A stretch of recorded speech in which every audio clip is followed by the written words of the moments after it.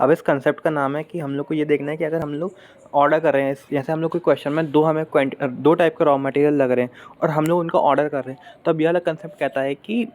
भैया अगर हम लोग को सेपरेटली ऑर्डर करना है या फिर एक साथ ऑर्डर करना है। फॉर एग्जांपल एम और एन मेरे रॉ मटेरियल्स हैं, ठीक है, तो क्या मैं एम को अलग से सेपरेटली ऑर्डर करूँगा कि वो अलग जगह से आ रहा है, एन को मैं अलग सेपरेटली है ना ऑर्डर करूँगा। जैसे ये वाला एग्जांपल है, मुझे 2 किलो आलू लाने थे, उसके लिए पहले मैं अलग से गया, फिर मुझे 1 किलो टमाटर लाने थे तो मैं उसके लिए अलग से गया। तो फिर ये इसका सॉल्यूशन कैसे करते हैं, नॉर्मल जैसे हम लोग करते हैं, मतलब इसका जो ए पार्ट में हमने करा था सॉल्यूशन, वैसे क्या करता जैसे हमने करा था ना इसके क्वेश्चन 10 का ए पार्ट में, कि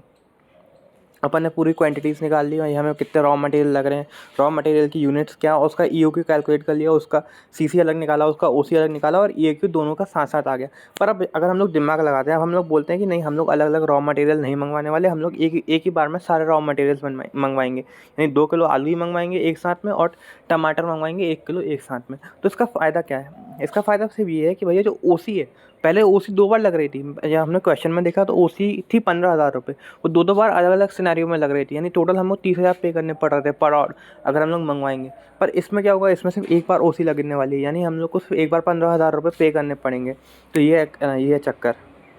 तो फिर इससे कैलकुलेट कैसे करेंगे, तो पहली चीज़ एनुअल रिक्वायरमेंट क्या होगी यार, हमारी एनुअल रिक्वायरमेंट बदलने वाली नहीं है, तो हमारी दोनों को ऐड कर देंगे। अब अच्छा, कॉस्ट पर ऑर्डर मैंने तो ये बता ही दिया कि क्या होने वाला है, कॉस्ट पर ऑर्डर हम सिर्फ एक बार में मंगवाएंगे, यानी हमारी कॉस्ट पर ऑर्डर सिर्फ एक बार लगने वाली है। तो कॉस्ट पर ऑर्डर हो जाएगी 15,000, हम लोग को अलग अलग दोनों की कॉस्ट को एडअप नहीं करना है, हम लोग को सिर्फ एक ही कॉस्ट लेनी है, ठीक है। मतलब मान लो अभी तो वैसे ही मान लो कि कॉस्ट सेम ही रहने वाली है। अब सीसी है ना, CC per unit per annum, अब ये थोड़ा मतलब टेक्निकल पॉइंट है इसमें, दे देखो।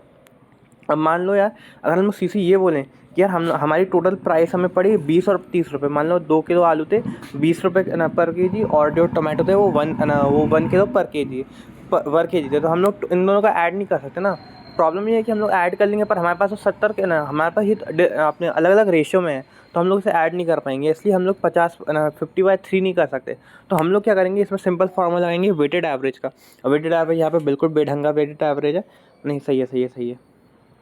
देखो कैसे करेंगे, 70 मत लेना, इसे ऐसा लेना कि 2 kg इंटू 20, यानी प्राइस इंटू कॉस्ट ऑफ